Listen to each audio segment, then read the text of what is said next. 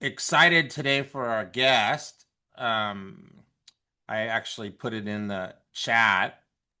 Um, we have Ernesto and Ernesto Aguirre, and you guys probably saw a little bit about what I put in there. And just getting a chance to talk to Ernesto, this young man has been through so much, and I think he's going to be very inspirational for you guys today. Um, he's been working since the age of 12. He's had many setbacks, and he'll tell you about some of the things that he's gone through in his life. And he's definitely has the bounce back factor that I call it BBF. That when he falls down, he gets back up, and he's come back even stronger every time. And that's something that many of us can do. He was a loan officer. He was his first year, the top out of over 300 loan officers. And he right now, probably in our company, a Family First Life, has one of the best persistencies, which is a huge deal about this business. It's one thing to get the business on the books, but it's another thing to keep the business on the books. And and that's what this man does. So Ernesto, tell us a little bit about yourself. I know your best month's $73,000. That's nothing to sneeze at. But tell us a little bit about your story, a little bit about your upbringing, and what brought you here to Family First Life and where you are today, my friend. So, Ryan is the one that runs. By the way, good morning, everybody. Hope everyone is ready for the week. Um, yeah, so Ryan runs Polaris with his wife Morgan, and I've seen his success for a couple years now. And at first, I was listening to the crowd when it comes to insurance, and that was like a big mistake because it's different for everybody. I think you get out what you've put in this industry, and some can withstand more than others. Um, but yeah, I mean, I saw him doing really well, and I was like, well, I'm going to rip the band-aid off and just do it because mortgages is very dependent on the market. Rates were going up. Nobody was buying or refinancing too. It was around the pandemic. And I saw, success here. So, I mean, I just ripped the band-aid off and did it. So here we are. It wasn't easy in the beginning. It was pretty tough because you're buying licenses, you're getting states, you have to put money down on leads, and you're not even good at the sale yet. You're really betting on yourself. Like I know everybody says that, but it's true. So you just want to, my advice in the beginning, if anyone hears in the first couple of days, I would say getting used to the conversation it takes to make the sale is really going to help. Like mastering that, like the conversation is the same per lead, right? But if you can master the conversation to get to the close, you'll be good.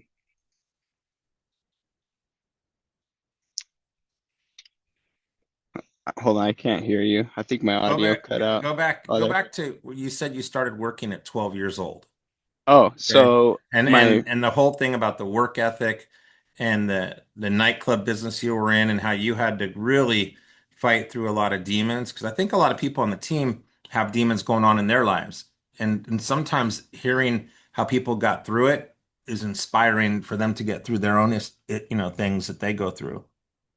so I would say I was about 10, 11 years old, and I was watching the VH1 Hip Hop Honors, and I saw these DJs on there. I'm 35, so this is like a long time ago. Um, and I wanted to learn how to like DJ, so I would just pick up more shifts at my family's restaurant to save up for my first pair of turntables. So I did 12, 13. I had vinyl turntables, and I had a little brother at the time who was like just a toddler, and he eventually I started getting really good at DJing, and I'm like 14, 15 years old, 16 in high school, and he started getting sick. He was diagnosed with leukemia, but I'm already kind of, high school phase, kind of going out, partying. Um, he ended up passing the day before my birthday, before the day before my 20th birthday.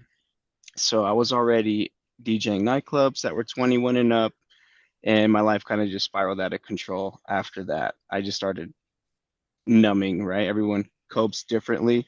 So I fell into addiction pretty heavily. My family was try to get me cleaned up, but I mean, you don't really listen to anybody else, right? When you're in that life, it's you know, you think you have a grip on it, but you really don't. After multiple attempts of trying to get clean and sober, I was really successful in 2016, and so I was clean for a few years.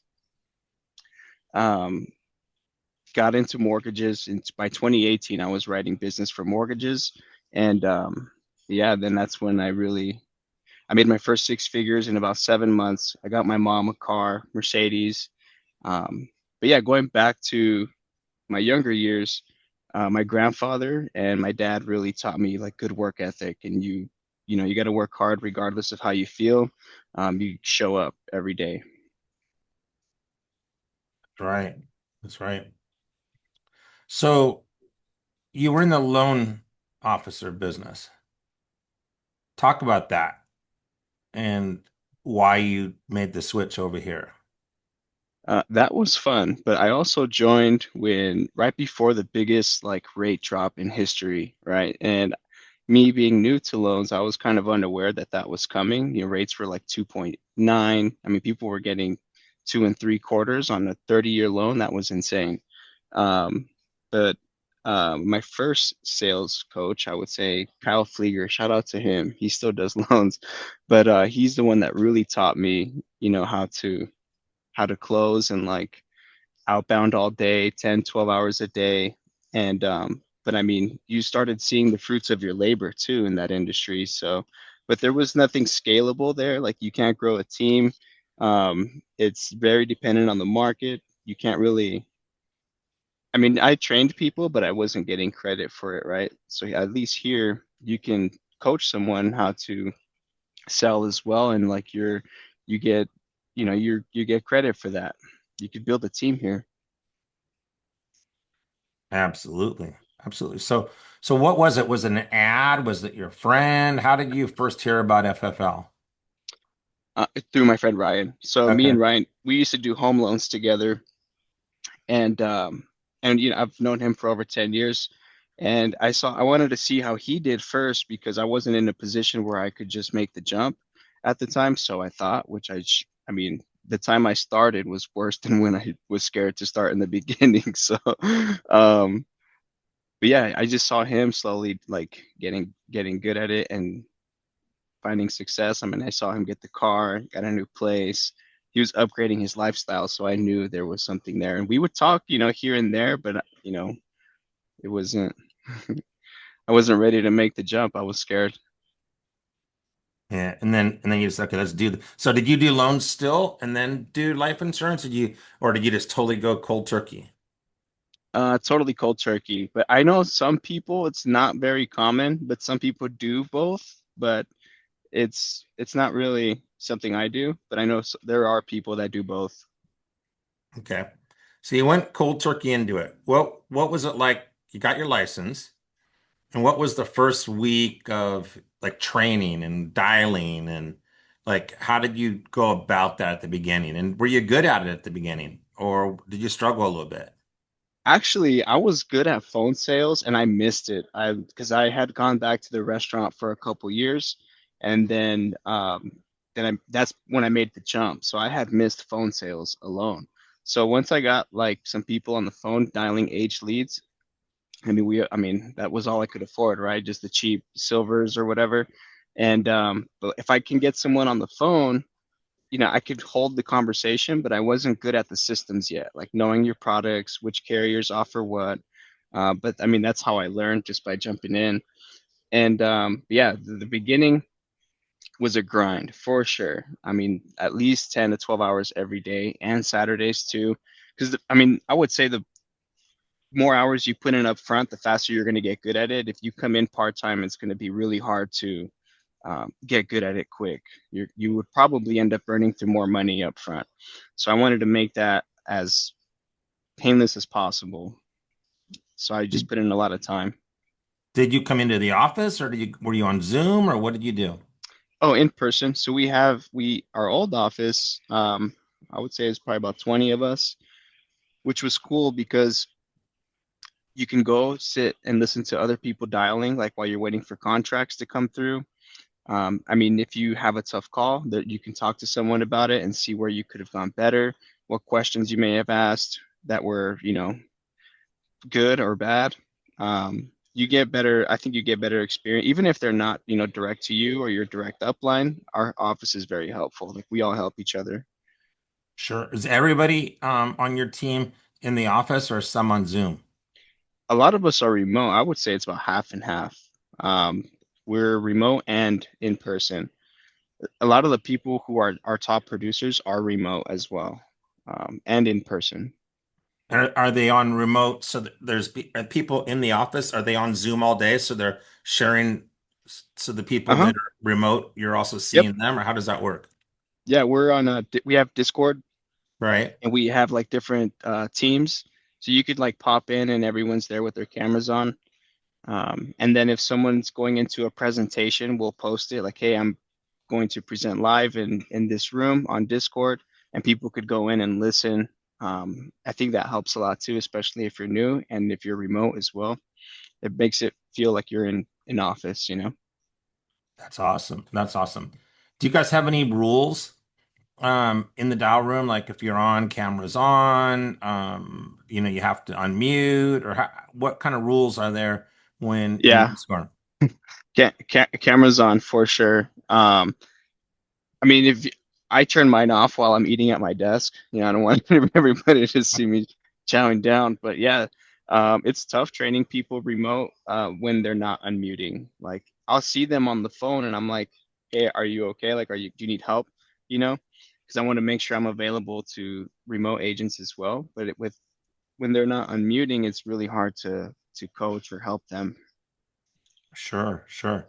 Okay, so a new agent comes on board in your agency there, and what's the first 2 weeks like?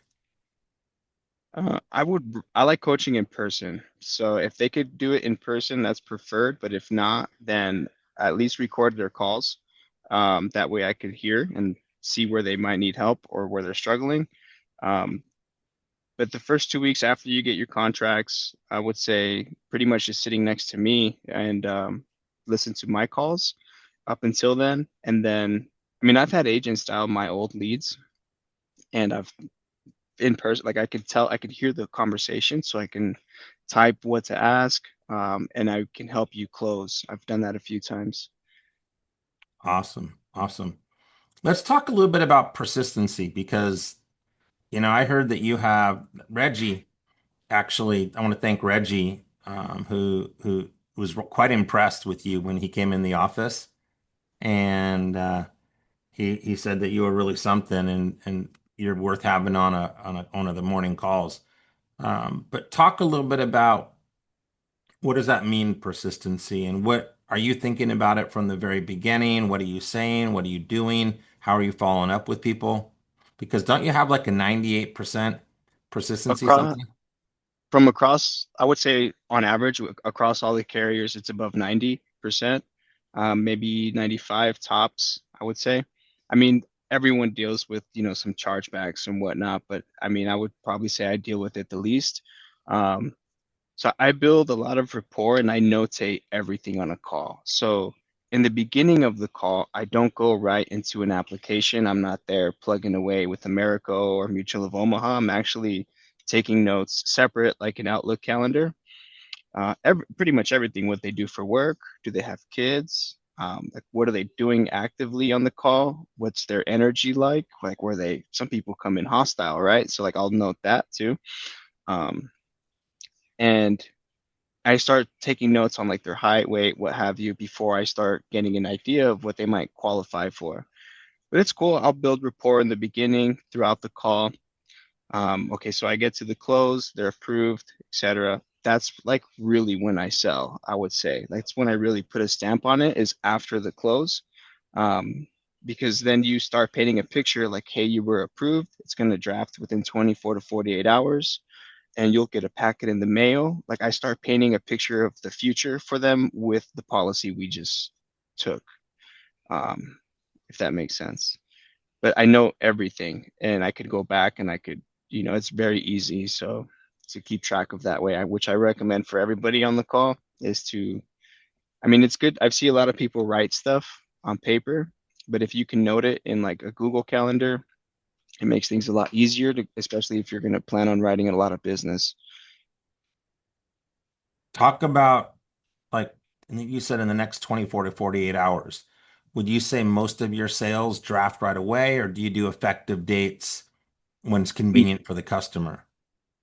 so it depends. But I would say also like 95% of my business is immediate draft.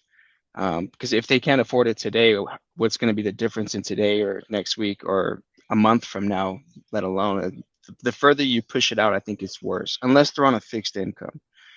If they're on a fixed income, that's different. Starting a new job, um, whatever excuse they might have, if it sometimes is valid, but after I get banking on file, I let them know, hey, so for the first payment, it's going to take around 24 to 48 hours to draft, and then going forward, it'll be around the same time each month. Does that work for you?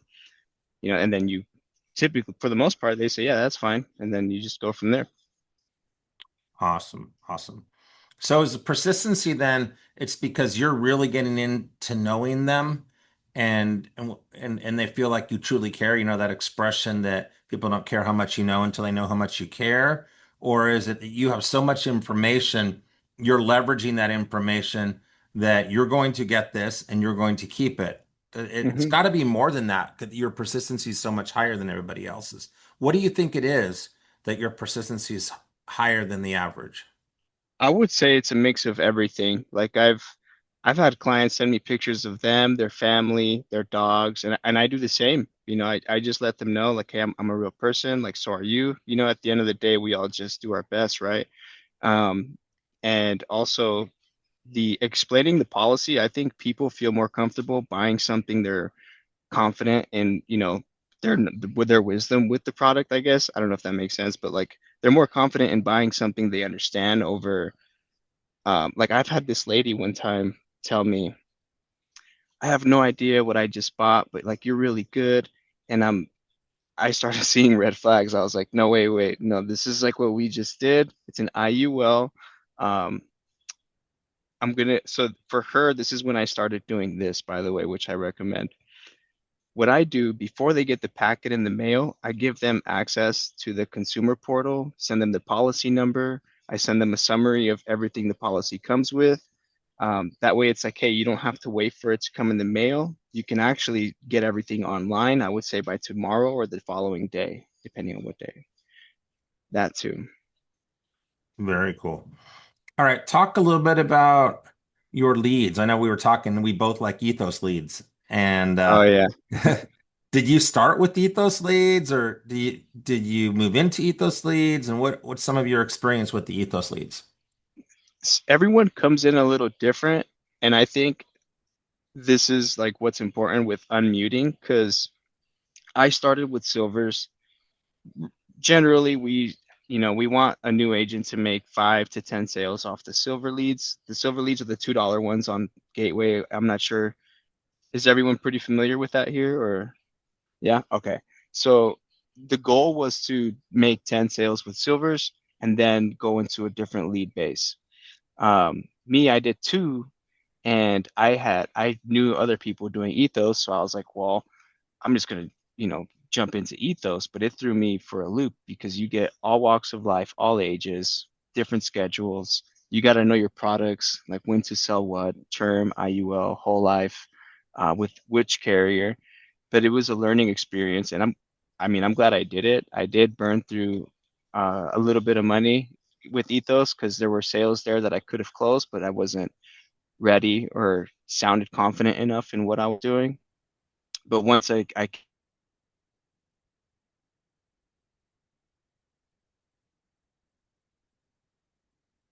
Ernesto, you cut out. Hmm. Did he cut out for you guys too? He's Yeah. frozen. Yeah, Yes, sir. Yeah, and getting he's good. about to give you all the gold. I know. Lordy.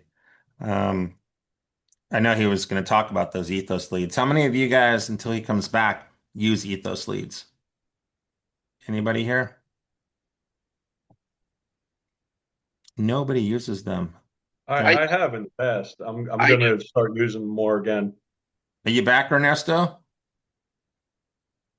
Oh, that's weird. We lost him. He'll probably come right back though. Um, so ethos leads, for those of you that don't know and are new, they're abandoned cart leads of people that have gone on their site and purchased or looking to purchase life insurance. And for one reason or another, whether it was a technology problem, whether it was pricing, whether it was not enough choices, they abandoned their search. And we have access in our gateway dashboard to three different types of ethos leads, brand new ones that are 0 to 30 days.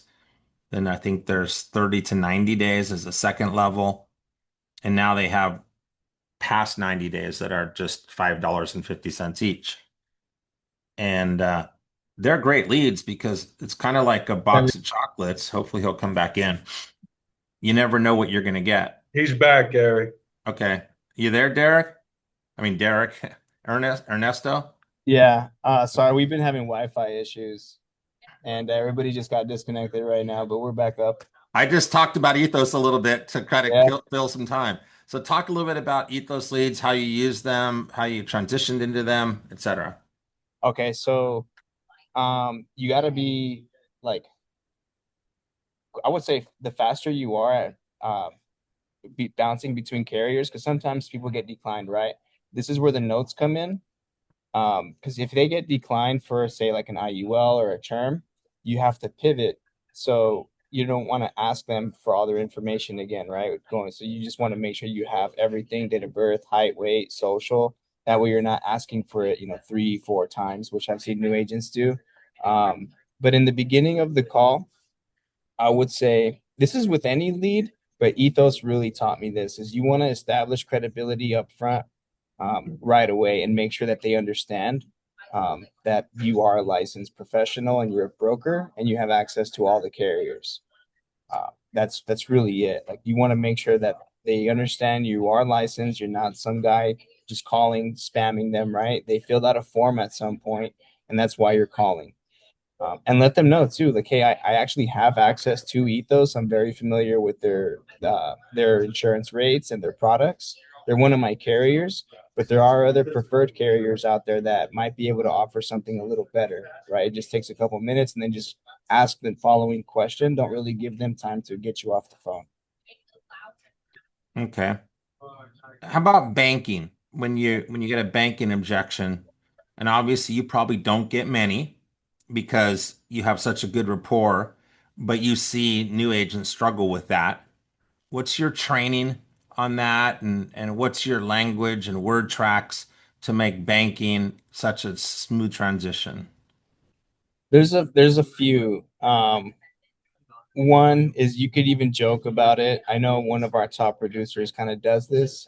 I don't really I have my own way, but what works for him is as he's going into banking, he kind of laughs, makes a joke. He says, now you've never committed any crimes here as far as like insurance fraud or anything, right? And and whatever. And then they answer. And then he asks them, now, do you have a valid US bank account? And then he goes into asking for the routing and account. Me, I kind of go into it a little different. I say now the last part of the application, and then we'll get the approval here. It's going to be a form of payment. Did you want to use a checking or savings, or I just let them answer, and then but I have it pulled up because I don't know if you guys know this. You could look up their routing number, and like if they're in California, you could look up California Teachers Credit Union, and once they give you that name, right, you just search the routing number and you populate it and you read it to them. Yeah, they are populating a routing number here for us. I just want to confirm, and then you just read it to them. Um, that'll establish some credibility. But it's different ways. I don't know. Some people, by the time I get to banking, I've spent all this time with them, rapport and whatnot. And even the best salesmen, still get objections. So I would. We all deal with that. It's not How do just you find out early on? Like, because now we just know some carriers take Only credit card. I mean, some take, well, only take bank and routing. Some don't take online banks. Some take credit cards.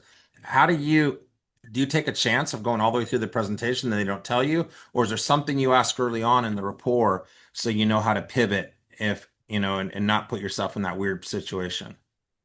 With I write a lot of Americo.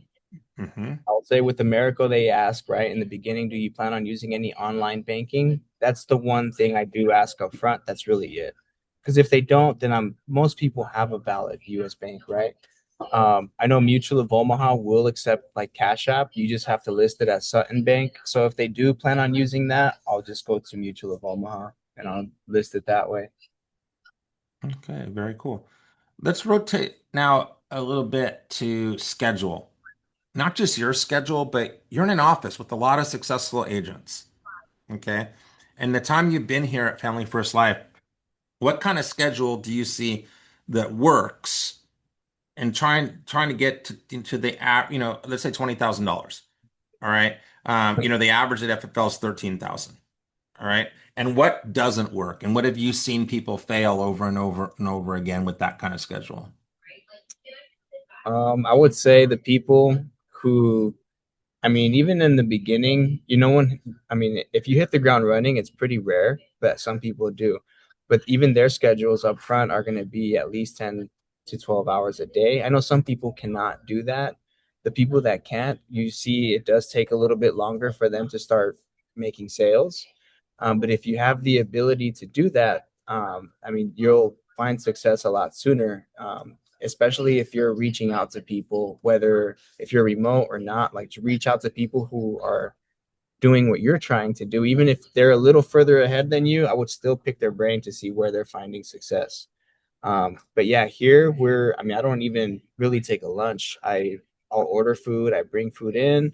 I love the office. It's we're all pretty closely knit here too, but I will say too, there were days where I was gonna go home with like my head down, no sale, and one of the kids here, Yanni, shout out to Yanni, he just turned 21. He's like, just make 10 more dials, and I was already packed up, laptop in my backpack, getting ready to go. It was like 7 p.m. And I was like, all right, well, so I took my backpack out or the laptop out of my backpack, made 10 more dials, and I actually made a sale. I was dialing an old pack of leads too. And I'll never forget that. The guy is still on the books too. Really cool dude. You never know when you're going to catch someone. You just got to catch them at the right time because his friend had just passed away. And he's like, man, I was just thinking about this and I've been wanting to do it. I filled out that form, but like I haven't done anything. And his lead I bought like 3 months before that, and I was like, I'm just gonna dial through these Washington leads one more time, and that's how I caught him. So crazy you say that because I said I was gonna make at least 200 dials on July 4th. And then I was gonna go home and spend time with the family. And we had a party and the whole thing. Uh-huh. And I said I'm gonna finish at 1. I told my family. And it was 1 o'clock. I was at 186. And I said, nope, I'm gonna Too dial, I'm gonna long. dial, I'm gonna dial till 200. Okay. And my last dial, a guy picked up, he got out of prison a month and a half ago. He's going, thank you so much for calling me. I made a commitment to my family. Yeah, I was going to get the insurance by the end of July 4th, and I'm going to see them this afternoon. And we got him approved. Okay. And it was like that last dial on July 4th, where heck, half the people feel like, "Oh, I can't even dial. It's July 4th. No one's going to pick up." Okay. And he picked up and he needed it. And you just never know. You just never yeah. know. Okay. It's like crazy. So, so I A want to lot of open the door. I want to open Ernesto. Do you have any? oh, yeah. I want to just say maybe the last question would be, and then I want to open the floor for some people on the team to ask you some questions. Mhm. But like, if there were three things and you're in an interview with somebody and say, if you're going to work with me, these are my non-negotiables that I need from you. What would those three things be? Because not selfishly for what you get out of it, but selfishly because you want them to succeed. Okay. What would you say the three non-negotiables are? I would say at least 20 to 25 hours a week if they're coming in part time. That's non-negotiable. If you have to record your calls, if you can't dial next to me. That way I could help you, and schedule, like, I would say, fit exercise in somewhere, even if it's for 15, 20 minutes a day. Get some exercise in because it'll put you in a better mind frame. Especially if you're going through a hard time, exercise will help. It'll release your endorphins, you get dopamine release, you get your blood going. It's your diaphragm. Your energy is going to transfer on a call. So So good. So, guys, there's 52 of us on here. Who's got some questions for Ernesto?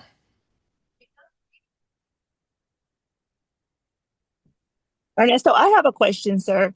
Good morning. Hi. Thank you for dropping the gems. I would like to know in the beginning, as a new agent, how should I direct, even for myself, how do you know which products to put which client with? Like, how do you decipher to, should I go with a term or should I go with an IUL? How do you determine that?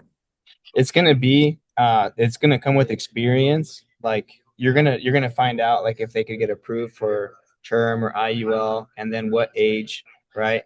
I know there's a few old timers that are big fans of Dave Ramsey, so they're very adamant on term, right? That's all they know. But they don't qualify, say they're 60, 65, or if they do, it doesn't make the most sense, right? So that's where you come in, and kind of explain to them what product makes the most sense by just showing them the different products. If you can explain to them the different types of life insurance, there's term, whole life, IULs, right? Those are like the main three. Once you explain to them the pros and cons of each one, because each one has its pros and cons, right? Whole life, it's going to be more expensive. IUL is going to be harder to qualify for. Term will be a little easier to qualify for, but it expires, right? You kind of get what you pay for. So the more you educate them and just keep it simple for them, they're like, well, okay, well, let's take a look at this. But you don't want to give them too many options either, because then they're not going to be able to pick anything. So you kind of have to guide them through the process. But with experience, you'll know, like, you'll learn your products. That's like one of the things I'm big on, is training new agents on the products. Like, product training is huge. Okay, thank you very much. And so currently I've been going to the carriers for product training. Is that what you recommend? I would go there, because each carrier is going to have slightly different products, right? But yeah, I would go to the carrier, but also just keep it simple to the client, because you have a lot of carriers, right? So I know Transamerica, for me, that's where I get my term. So I think they have the best term. But if someone's really young, new career, I mean, get them a term. It's cheap. It'll pay off the mortgage more than likely. I mean young, like 28, under 30 years old. I would recommend a 30-year term and an IUL if they can. I've done that a lot too. Okay, thank you. Mm-hmm. Anybody else have any questions for him? Don't be shy. There's no dumb questions, I promise. Hi, Ernesto. My name is Andrea. And I just want to, I don't know if I missed it, but do you do inbounds as well, or just the ethos old school, you know, dial?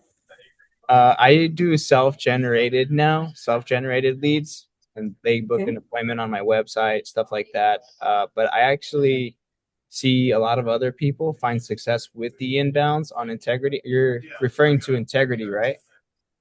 Yeah, inbound in Yeah, general, right? I don't personally run them, but I know other agents that do, and they do decent. I haven't ran them though, so I can't really say Okay. for myself. Well, thank you for Anybody being else? honest. Yeah, I got a question. Go ahead, Reg. Yeah, you brought up something about product trading. At what point when you bring a agent on board and you get them carriers, everything else, when do you start doing the product training? Because I feel like sometimes agents don't get over the hump of just, well, I need to know everything. I need to know every product. I need to know everything. Like, how do you Yeah. where in the process do you do that? So I would say before their contracts even come in, I just tell them, for the most part, these are the three types, right? You have term, whole life, IUL. And then once they understand that, that's when I start showing them the carriers that offer them. because I mean, I try to keep someone within the first, like the main 3 to 4 carriers, like America, Mutual of Omaha, Transamerica. If they can get good with like 3 carriers, that's really all you need in the beginning. You don't need, all 8 to 10 carriers. It's going to be system overload. Like I just focus on these 2 or 3. And I'll be honest, in the beginning, if you look at all my sales in the beginning, it was all mostly Mutual of Omaha because I was reliant on their name. Everyone has heard of Mutual of Omaha. If I bring it to their attention, even Ethos leads, like oh yeah, I've heard of them. It's like, cool, this is what we're going for, right? Like I just use their brand and their name mostly. But if they couldn't qualify, then of course that's when I go to other carriers. But I mean, you can stick with 3 carriers, if you understand their products, you'll be all right. 3 or 4 carriers. Hey Ernesto, where are you located at? Right now, Scottsdale, Arizona. Cool, thank you. Yeah, you're welcome. Ernesto, Hector had a question. I guess maybe he can't come off mute, but he put in the chat, what does the intro sound like on one of those age leads that, like the Washington one? The like Ethos or like a silver? I don't know. He didn't put that in the question. Right. What's an I'm age? sorry. Yeah, it would be kind of like the age leads, like an age ethos lead. Are you mentioning ethos? Are you just kind of It's treating more, it like a general lead? honestly, it's more your tonality. Not people are more listening to your tonality. So in the beginning, if it's an age lead, I just come off like kind of confused, like, hey, I'm not sure if it was you or not, but there was a form filled out here. Someone was requesting more, or you say their name, right? There was a request to get some information on the life insurance product. They may have been for final expenses or income replacement. And then you just kind of go from there. But it's very confusing, kind of like a confused tonality, but also not at the same time, if that makes sense. Yeah, thank you. I haven't dialed an age lead in a while, but I was gonna say, I'm like, because it's like, so, I was also wanting to ask about like your time blocking because I know a lot of people like to do like very intentional time. Are you? Well, I imagine you're already processing your own leads, but like in a new agent's kind of scenario, is even there all processing, dial time? All dial yeah. time? So I try to hit them in the morning their time, lunch their time, evening their time. East Coast, then you have East Coast, Central, and Pacific, and then some people rip Hawaii until like 10, 11 p.m. But I'm very selective on when I dial them, especially Ethos, because a lot of them are going to be, working middle class people. Some of them work crazy schedules though. Like you get people that work graves. You just never know unless you're like actively dialing. Like the only way to get it is to align yourself with the opportunity. And if you're not like trying to get them on the phone, you're not going to get the opportunity. Okay. Awesome. Thank you. Mm-hmm. 2 more questions, guys. Unless there's no more questions. Where's Reggie? All right. Well, Ernesto, thank you so much, my friend. I appreciate you coming on. That high persistency, the way you've been able to bounce back from adversity, a month of $73,000, and just your even keel about just go to work 10, 12 hours a day. Yeah. What's your average month? 40, 50,000? What would you say your average month is? I would say that. Yeah. The 73 was the highest so far. And I'm trying to hit Hall of Fame by the end of the year. So Saturdays included and Sundays too. Hall of Fame. And at that level, you're making 120, 125 commission. So who doesn't want an income of over $400,000 plus whatever you're making in leadership? That's a good income, right? And you love what you do. You love what you do, right? After a while, it started getting crazy. I'm like, man, I'm getting back ends now from, post 9 months, and then you get carrier bonuses, and then you get agency bonuses too. That's just off of production. Like you don't necessarily have to build a team to do really well here. But I mean, you can, that's what I like about it. Heck yeah.